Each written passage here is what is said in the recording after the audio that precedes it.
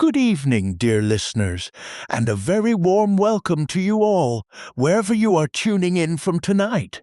Maybe cozied up in bed, listening from your favorite quiet corner at home, or perhaps relaxing somewhere peaceful with the world fading away. Outside, I'm so glad you've joined me here. Take a slow, deep breath. Let your shoulders drop.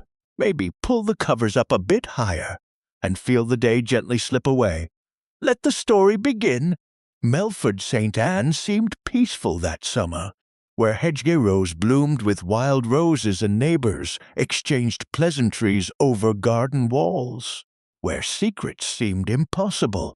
Then Colonel Reginald Ashworth was found dead at his desk in the library. A half-empty glass of sherry beside him, bitter with cyanide. Police called it suicide, a tired old soldier choosing his own end. But Miss Marple saw the inkwell first, moved 3 inches from its usual place. 5 categories of evidence hide in this story. The hunt begins. Chapter 1. The hunt begins the morning air in Melford St. Anne carried a sharp autumn chill that nipped at exposed skin and made fingers stiffen. Mrs. Edith Ashworth descended the wide oak staircase of Ashworth Grange, her soft wool dressing gown brushing against the polished banister.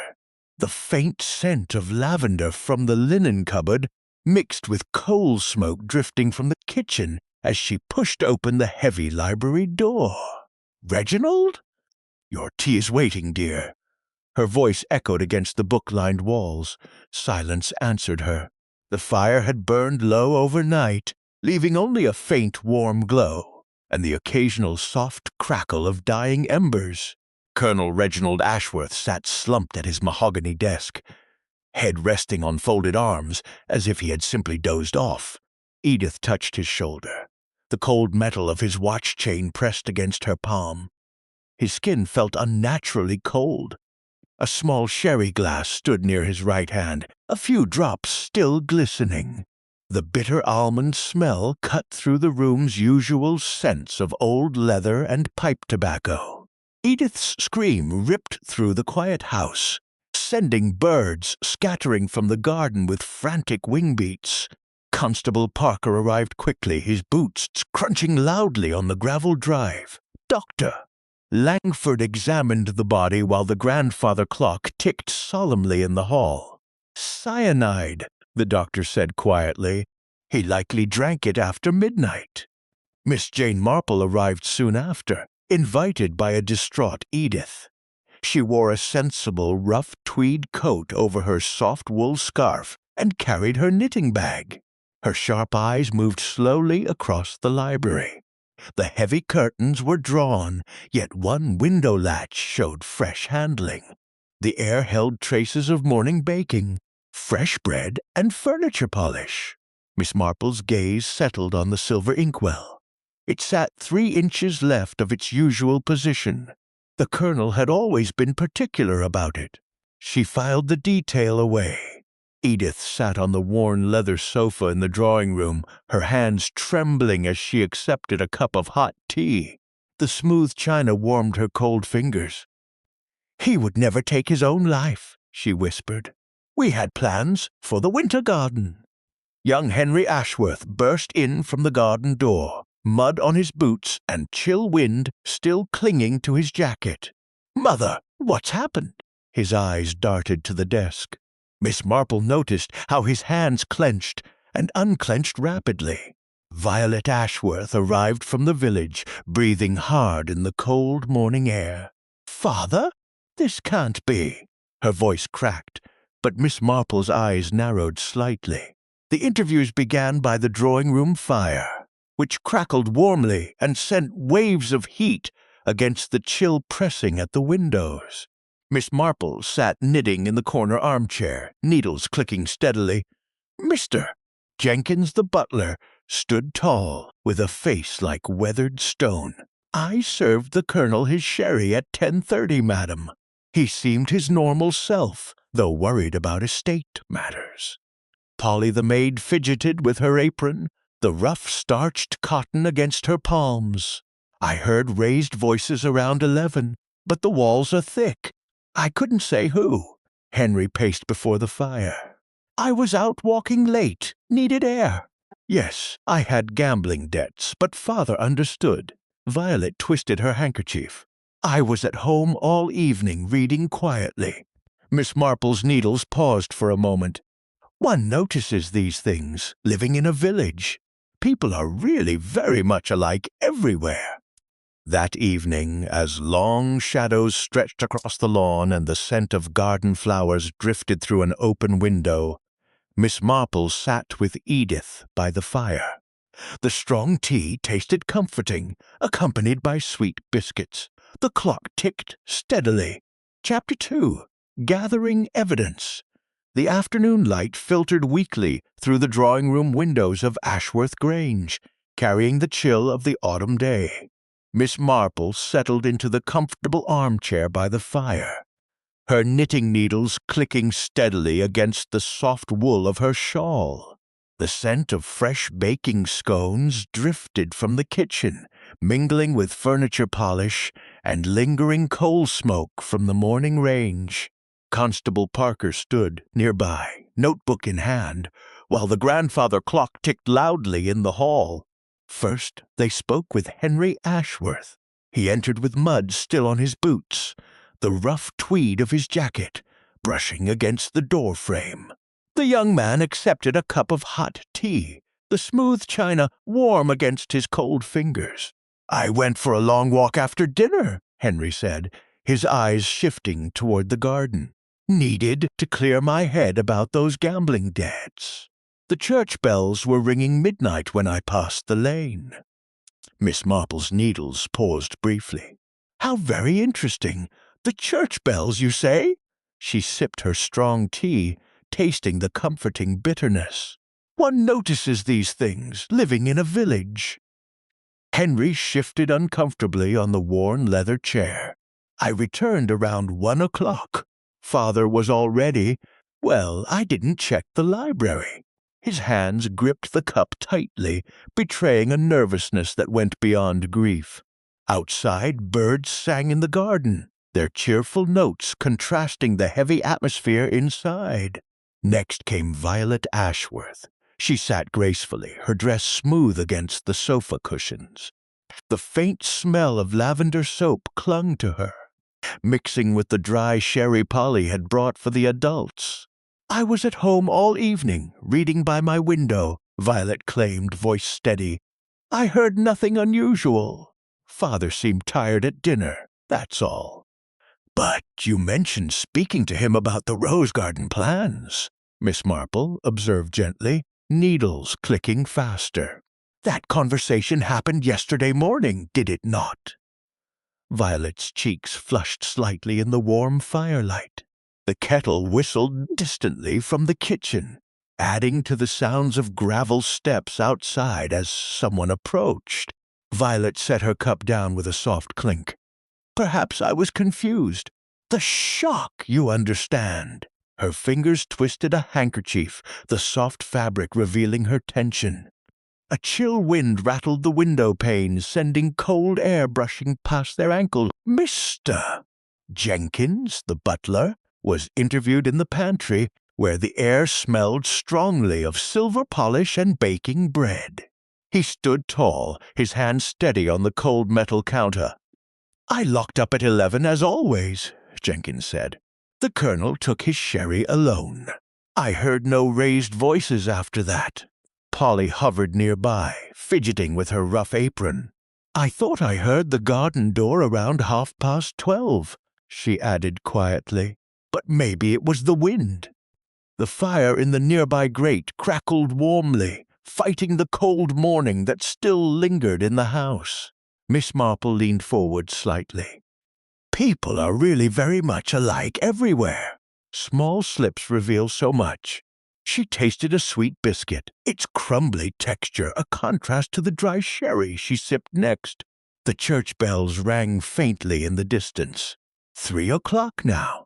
Edith Ashworth joined them briefly, her soft wool cardigan pulled tight against the chill. Reginald had enemies from his army days, she said, voice trembling. But suicide? Never! Her eyes avoided Jenkins as he passed through the room. As the interviews continued, more details emerged.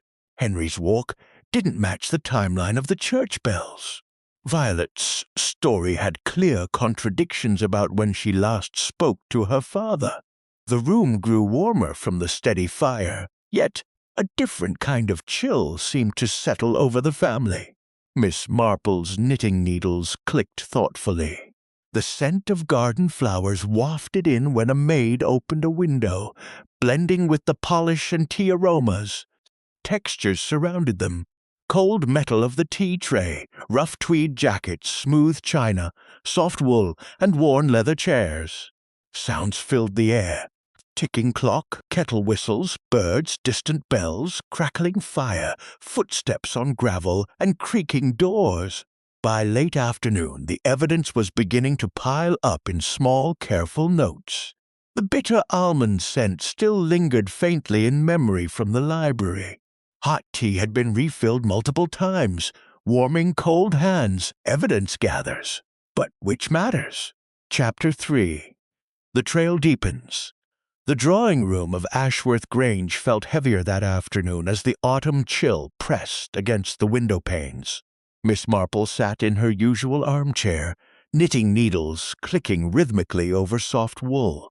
The scent of strong tea and sweet biscuits mingled with furniture polish and faint lavender from a nearby vase. Dr.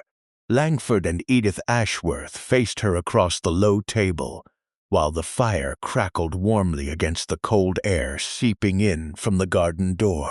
Miss Marple began the extended interrogation gently. "Dr. Langford, you examined the body quite thoroughly. Tell me again about the position of the glass." The doctor adjusted his spectacles, his rough tweed jacket shifting with the movement. It was placed neatly, as if the colonel had finished it himself. But the cyanide acts fast, minutes at most. Edith clutched her smooth china teacup, the hot liquid warming her cold fingers. "Reginald was left-handed, doctor. He always reached with his left." Her voice trembled slightly. Outside, gravel crunched under footsteps as Constable Parker paced the path, and distant church bells tolled the hour.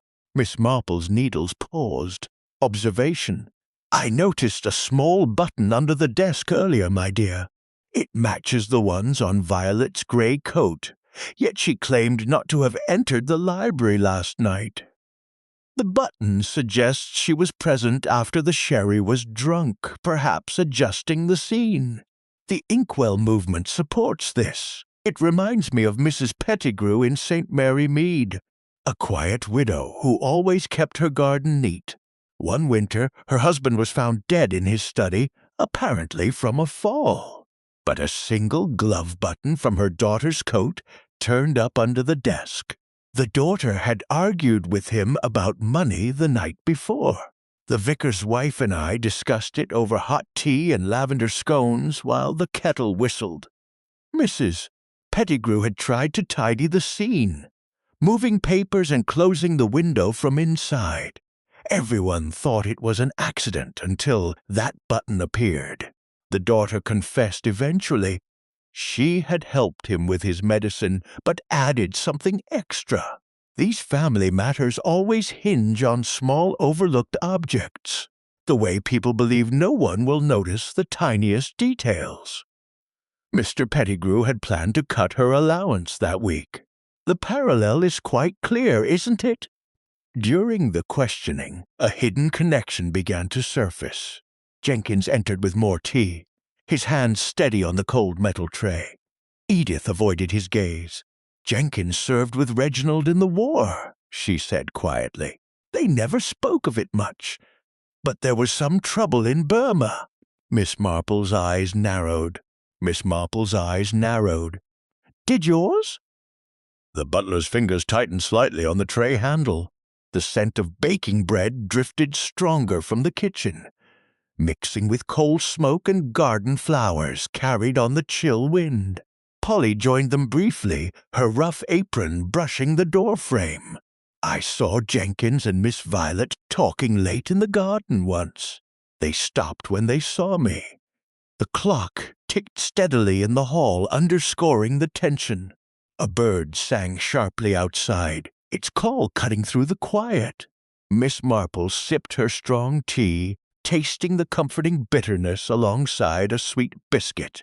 The warm fire fought the cold drafts, while soft wool of her shawl provided comfort. Textures surrounded them. Worn leather chairs, smooth china, cold metal tray, rough tweed, and soft fabrics. Sounds filled the air. Gravel steps, ticking clock, kettle whistle, birds, bells, and crackling fire. As the interrogation deepened, the physical evidence grew clearer. The button was examined closely, its thread still fresh. Jenkins excused himself quickly, his footsteps fading on the gravel outside. Edith's hands trembled as she set down her cup. Miss Marple resumed knitting, the needles clicking thoughtfully. The trail was deepening with each small revelation. The hidden wartime connection between Jenkins and the Colonel hinted at old resentments. Violet's button placed her at the scene. The trail deepens. Stay sharp. Chapter 4. False Trails. The following morning brought a cold mist that clung to the hedgerows around Ashworth Grange. Miss Marple walked the gravel paths with Constable Parker, her rough tweed coat brushing against soft wool skirts. The scent of garden flowers mixed with damp earth and distant coal smoke from village chimneys.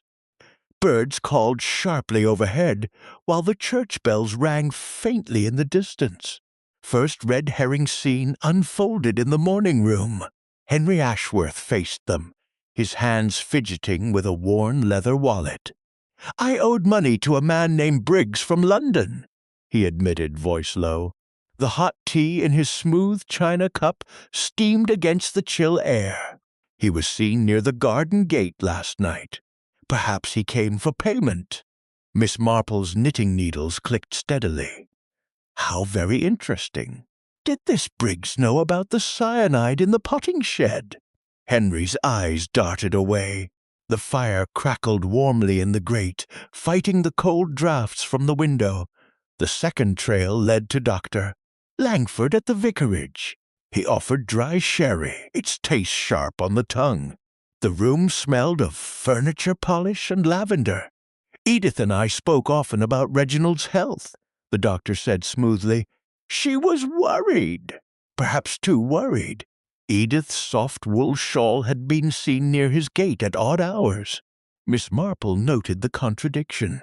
"Yet you said the Colonel was in perfect health only last week." The kettle whistled from the kitchen, adding to the sounds of footsteps on the stone floor. A chill wind rattled the panes. Violet's secret emerged in the third rapid scene by the rose garden. She met them among the flowers, their sweet scent heavy in the cold morning air. "I was seeing someone," Violet confessed, cheeks flushed in the warm sunlight breaking through clouds. "A man from the next village." Father disapproved. Her hands trembled as she touched a rough stone wall. Gravel crunched under their shoes. Miss Marple sipped strong tea from a thermos, tasting its comforting bitterness with a sweet biscuit. "But you claimed to be reading at home all evening." Jenkins was questioned in the pantry during the fourth scene. The air smelled strongly of baking bread and silver polish. He polished cold metal cutlery with steady hands. The Colonel had enemies from his army days. One old sergeant wrote threatening letters last month, Polly added nervously, her rough apron twisted in her fingers. "I saw a strange envelope on his desk." The grandfather clock ticked loudly from the hall. A warm fire burned nearby, yet tension brought a different chill. The fifth trail involved a village rival, Mr. Carrington, met at the local inn. The scent of pipe smoke and spilled beer filled the air. "Ashworth ruined my business deal," Carrington growled, gripping his glass. His rough tweed jacket smelled of outdoor chill, Miss Marple observed quietly. "One notices these things, living in a village."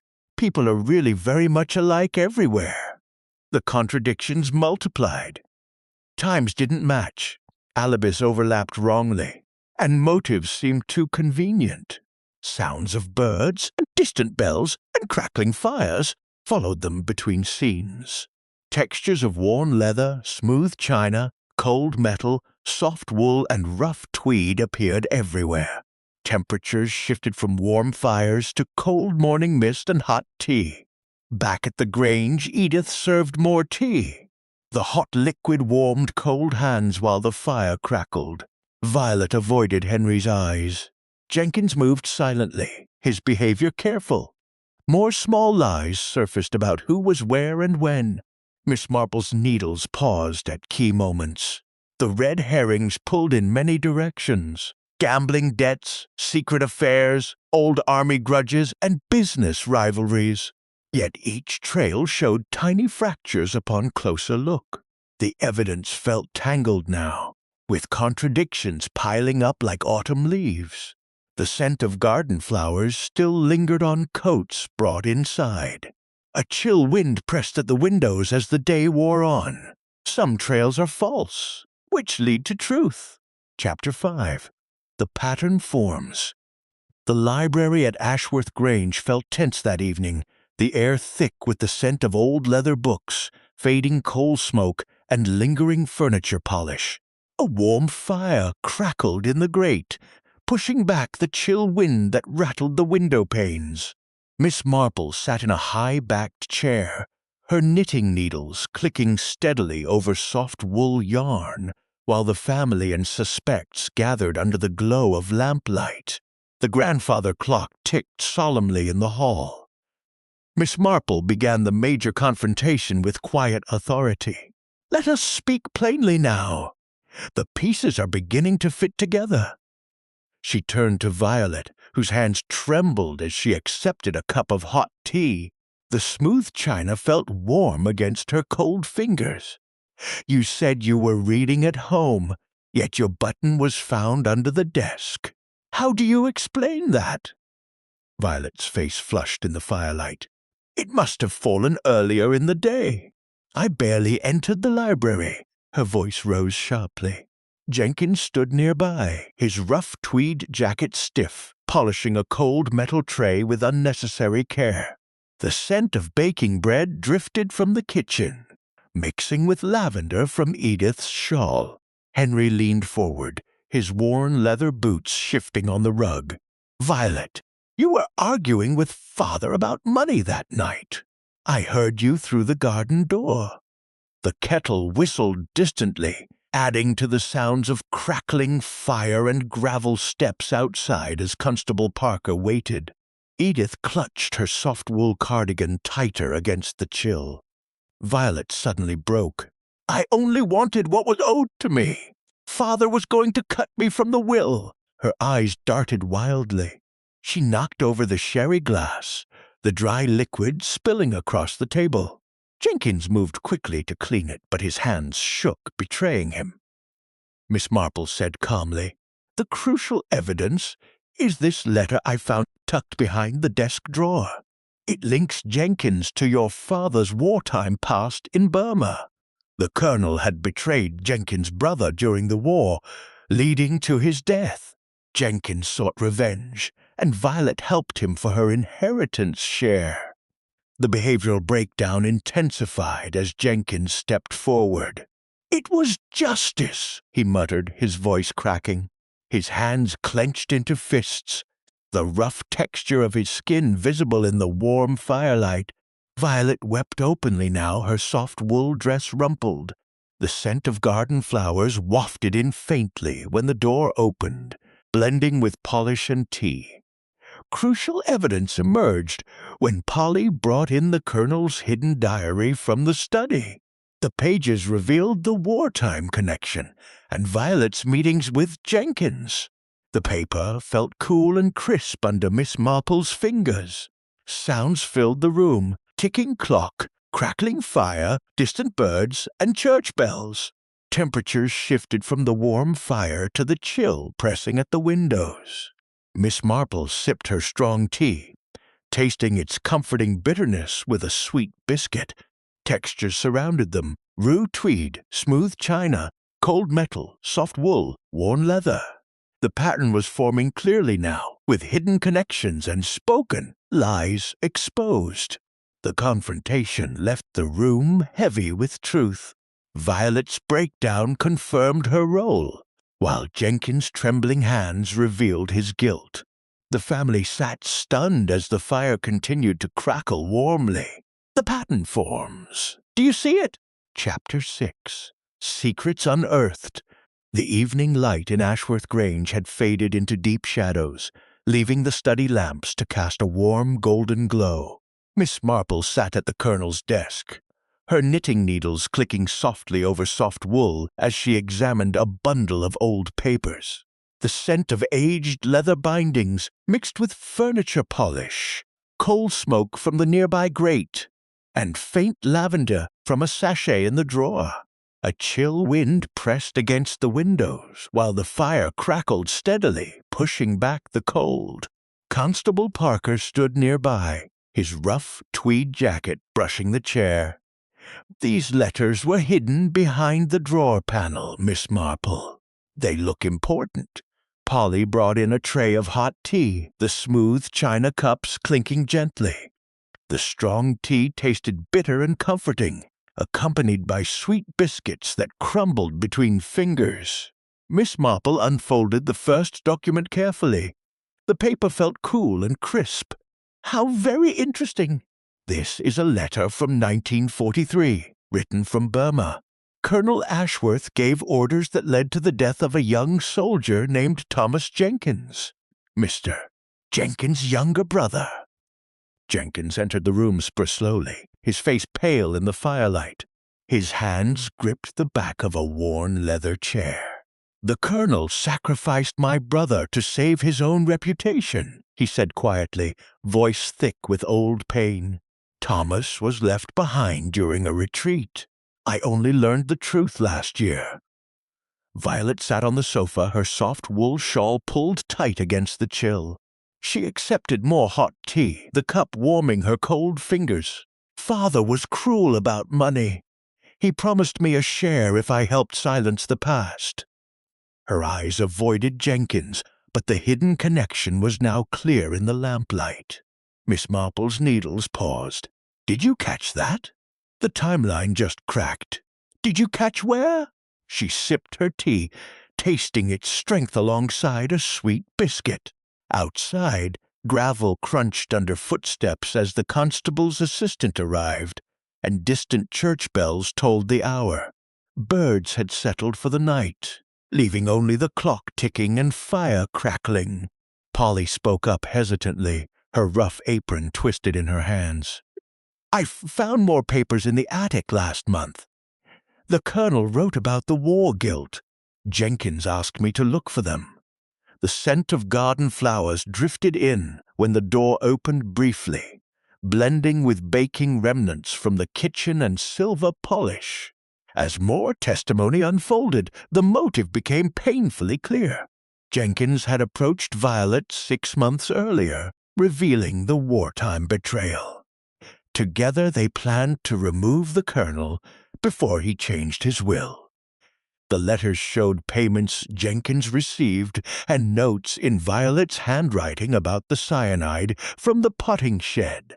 Edith Ashworth joined them, her hands trembling as she touched the cold metal of the desk lamp.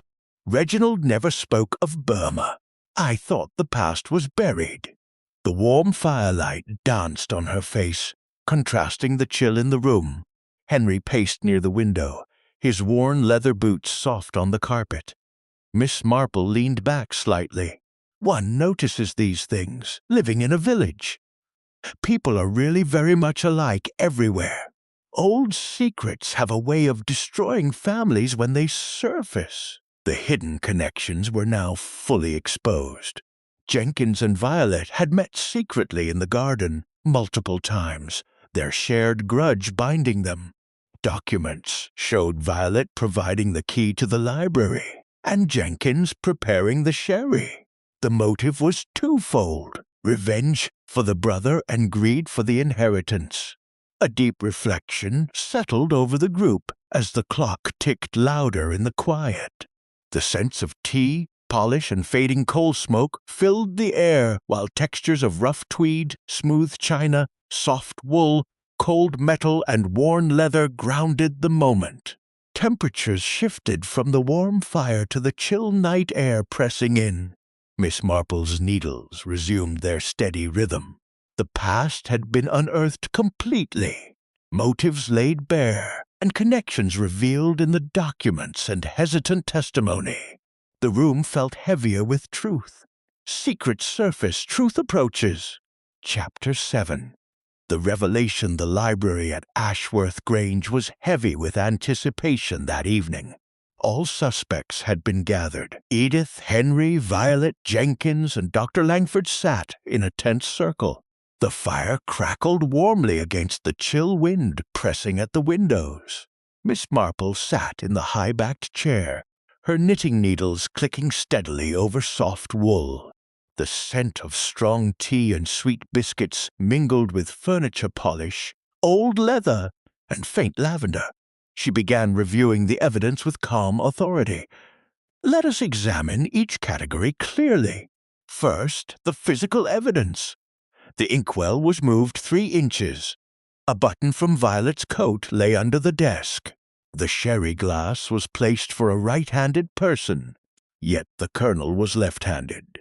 These objects did not fit the suicide scene. Someone rearranged things after the poison took effect. The button placed Violet at the desk late that night. Miss Marple sipped her hot tea, the smooth china warm against her fingers. Next, the timeline fractures. Henry claimed he returned at 1 o'clock, yet the church bells he mentioned rang at midnight near the house. Jenkins locked up at 11, but Polly heard the garden door at 12:30. These times do not add up. The timeline cracked when Henry's walk and Violet's quiet evening failed to match the bells and footsteps. Violet shifted uncomfortably on the worn leather sofa. Jenkins gripped the cold metal tray tightly. The grandfather clock ticked loudly in the hall, while birds had long since fallen silent outside. Now the spoken lies, Miss Marple continued, needles pausing briefly. Violet said she was reading at home, yet she mentioned a conversation from the next morning. Jenkins claimed he heard nothing after 11, but he was seen with Violet in the garden. Henry spoke of a long walk, yet his boots showed no heavy mud from the lanes. These lies were told to protect the shared plan. People are really very much alike everywhere. One notices these things living in a village. Miss Marple's voice remained gentle. The behavioral tells revealed guilt clearly.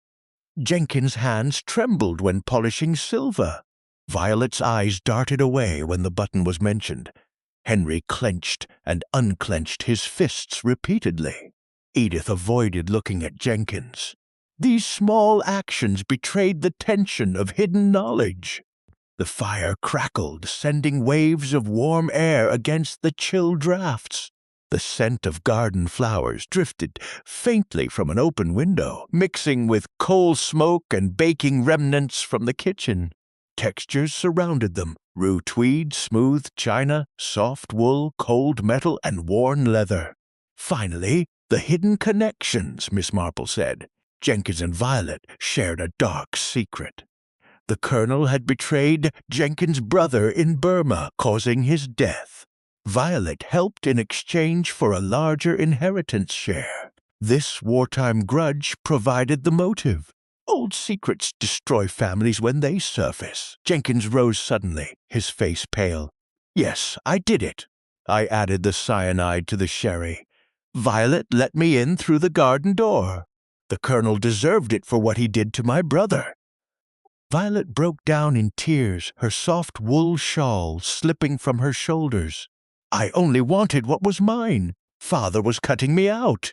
Edith gasped, hands trembling on her teacup. Henry stared in shock. Dr. Langford shook his head slowly. the room filled with the sounds of ticking clock, crackling fire, and distant church bells.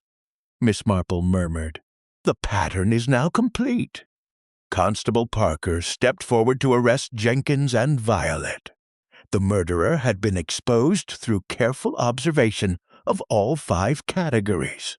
The family sat stunned as truth finally filled the library. The hunt ends. Truth revealed. Chapter 8. Justice begins. The library at Ashworth Grange felt colder despite the fire crackling warmly in the grate. Constable Parker placed handcuffs on Jenkins with a sharp click of cold metal. Violet stood beside him, her soft wool shawl slipping from her shoulders as tears ran down her face. The scent of strong tea still lingered on the table, mixed with furniture polish and fading coal smoke from the dying embers. Jenkins held his head high, though his hands trembled slightly. "I do not regret it," he said quietly. "The Colonel destroyed my brother. Justice has finally come." Violet sobbed openly. "I only helped him get what he deserved. Father was cruel to all of us." Miss Marple sat calmly in her armchair, knitting needles clicking steadily over soft wool. "One notices these things living in a village. People are really very much alike everywhere." The grandfather clock ticked solemnly, while a chill wind rattled the window panes. Outside, gravel crunched under the boots of additional policemen arriving from the village. Edith Ashworth rose unsteadily, her hands gripping the smooth china teacup so tightly it nearly cracked. "Jenkins, all these years in our home, how could you?" Henry stood frozen by the window, his rough tweed jacket rumpled. The scent of garden flowers drifted in faintly when the door opened, mixing with the bitter almond memory that still haunted the room. Dr. Langford shook his head slowly. "I suspected something was wrong with the scene, but I never imagined this." Polly, the maid, hovered near the doorway, her rough apron twisted tightly in her fingers. The hot tea had gone cold in the cups, a sharp contrast to the warm fire still fighting the autumn chill. As the arrests proceeded, Miss Marple began explaining the red herrings that had confused everyone. Henry's gambling debts and the mysterious Mr. Briggs were a false trail.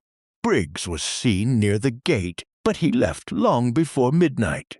The timeline did not match. Henry exhaled in relief, his hands finally relaxing. "I thought I was suspected most of all." Miss Marple nodded gently. "The supposed affair between Edith and Dr. Langford was another distraction. They spoke often about the Colonel's health, but only as friends. No romance existed. Violet's secret suitor from the next village was also cleared.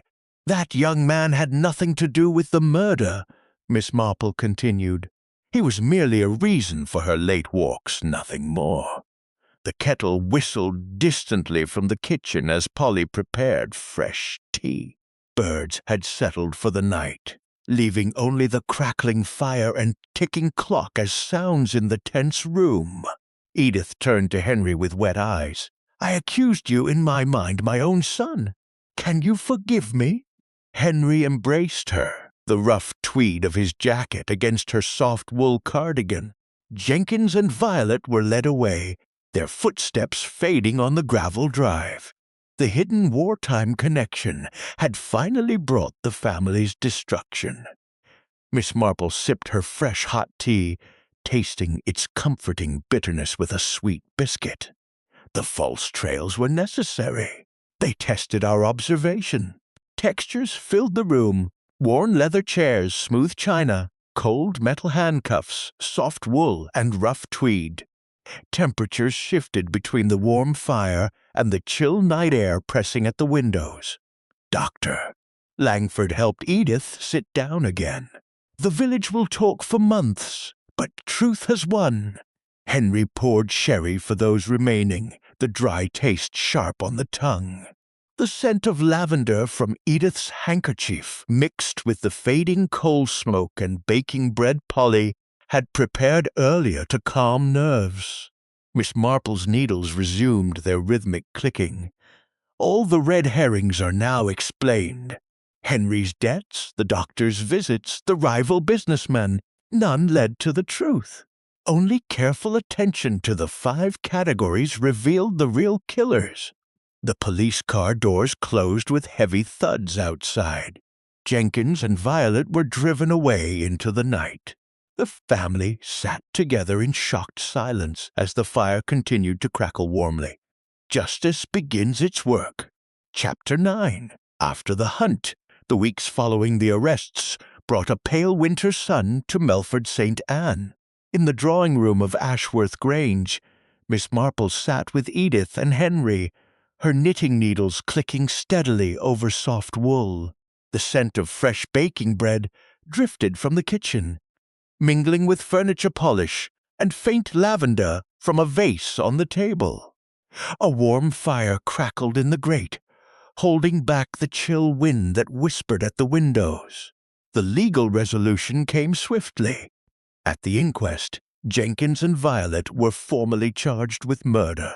The evidence presented, the moved inkwell, Violet's button, the wartime letters, and the timeline fractures left no room for doubt. Jenkins received a life sentence while Violet, for her lesser role, faced many years in prison. The magistrate's gavel fell with a sharp final sound that echoed through the cold courtroom. Edith Ashworth looked transformed. The suspicion that had clouded her eyes lifted. She now moved with quiet relief, her hands no longer trembling as she poured hot tea into smooth china cups. "I blame myself for not seeing the darkness in our home," she said softly, "but I am learning to forgive the past." Henry sat beside her, his rough tweed jacket relaxed on his shoulders. The innocent suspect had been fully cleared, and now felt visible relief in every gesture. Miss Marple smiled gently. "One notices these things, living in a village. People are really very much alike everywhere." The grandfather clock ticked steadily while birds sang faintly outside. The taste of strong tea and sweet biscuit brought comfort to the room. Futures began to take shape. Henry decided to stay at the Grange and manage the estate properly, free from gambling debts. He planned to marry a sensible girl from the next village in spring. Edith spoke of traveling to her sister in Scotland, seeking new air and distance from painful memories. The murderer's path had ended in justice, while the innocent moved forward with lighter hearts. In the village, healing slowly began. At the post office and local shops, whispers of suspicion turned to quiet sympathy. Neighbors brought casseroles and flowers, their footsteps crunching on gravel paths. The chill of distrust that had settled over Melford St. Anne after the colonel's death started to thaw like morning frost under the sun. Polly found new employment at the vicarage, her rough apron now worn with lighter steps. Dr. Langford continued his rounds with renewed focus, the false rumors about him and Edith fading into memory. The village green seemed brighter as children played again, without the heavy atmosphere that had lingered for weeks. Miss Marple visited the churchyard one cold afternoon, her soft wool scarf wrapped tightly. The scent of garden flowers, though fading in winter, still clung to the air near sheltered beds. She reflected on how suspicion had changed to acceptance. The warm fire at the vicar's tea tasted especially comforting after the long ordeal. Transformations were clear everywhere.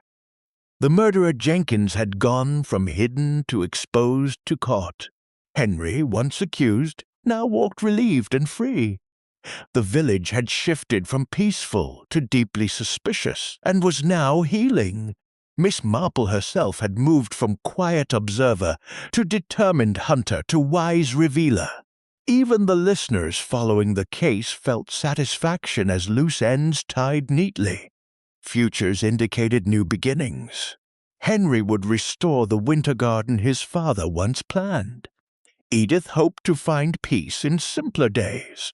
The Grange itself would open its doors again for village gatherings, slowly rebuilding trust.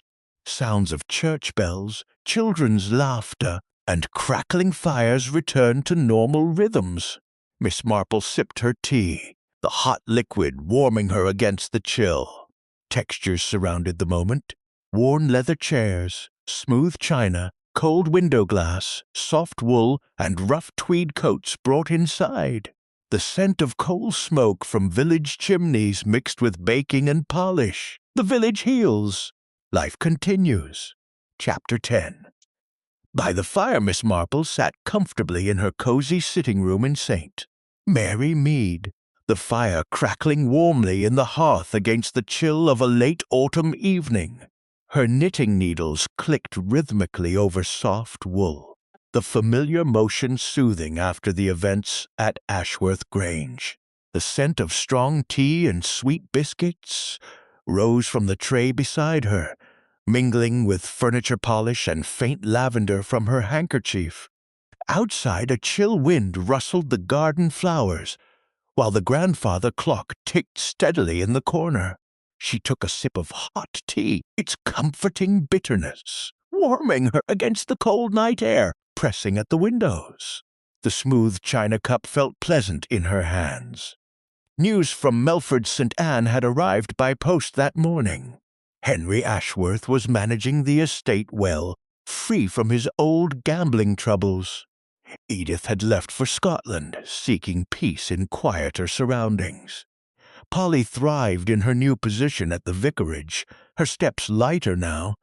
Miss Marple's needles paused briefly. "How very interesting," she murmured. "The family is mending slowly, as families often do." The fire sent out waves of warm air, contrasting the chill that lingered in memory. Birds had settled for the night, leaving only the clock and crackling flames as gentle sounds. In her deep reflection, Miss Marple considered the 5 categories that had solved the case. The physical evidence, the moved inkwell, Violet's button, and the wrongly placed sherry glass had shown the scene was staged. These small objects that did not fit revealed another hand at work after the poison. The timeline fractures exposed the lies about midnight walks and locked doors. Henry's church bells story and Jenkins' claimed hour of locking up simply did not add up. The spoken lies had been telling. Violet's mention of conversations that happened later. Jenkins' claim of hearing nothing. These slips had cracked under gentle pressure. Behavioral tells were equally revealing. Trembling hands polishing silver, eyes that darted away, clenched fists. They betrayed guilty knowledge long before words did. The hidden connections tied everything together. The wartime betrayal in Burma that linked Jenkins and Violet in shared resentment and greed. "It reminds me of the Lawson case in St. Mary Mead many years ago," Miss Marple continued softly. "Old Mr. Lawson was found dead in his study, and everyone thought it was natural causes. But his niece and the gardener shared a secret from the previous war. A faded letter surfaced, much like the Burma papers. The vicar's wife and I discussed it over many cups of strong tea and sweet biscuits while the kettle whistled and church bells tolled. The niece had moved objects on the desk, just as Violet did. The gardener provided the poison. They believed their hidden connection would stay buried. But small details always tell the truth. The way the paperweight was shifted, the wrong button found, the times that refused to match. In the end, observation brought justice, as it did at Ashworth Grange. These matters are really very much alike everywhere. People try so hard to hide their sins, yet human nature remains constant. Observation matters because it catches what others miss. A moved inkwell here, a trembling hand there. These are the threads that unravel even the cleverest schemes. Human nature is consistent across villages and years. Greed, revenge, and fear drive people to terrible acts, yet they often stumble over the smallest things. One notices these patterns living in a village. The 5 categories guided us through suspicion to truth, transforming the village from distrust back to healing. Miss Marple set her knitting down for a moment, the soft wool resting in her lap. The fire crackled warmly, filling the room with comfort against the chill outside. Textures surrounded her, rough tweed of her chair cover, smooth china, cold window glass, soft wool, and worn leather bindings of her old books. Scents of garden flowers from her window box, polish, coal smoke, baking, lavender, and tea created a peaceful atmosphere. The listener who followed carefully has now become an active hunter of truth. You spotted the physical clues, the timeline breaks, the spoken contradictions, the behavioral tells, and the hidden connections. Satisfaction comes from seeing the pattern complete. Miss Marple resumed knitting, the needles clicking steadily once more. The hunt had ended, but life and its small mysteries continued. Until the next hunt, dear listener, keep watching.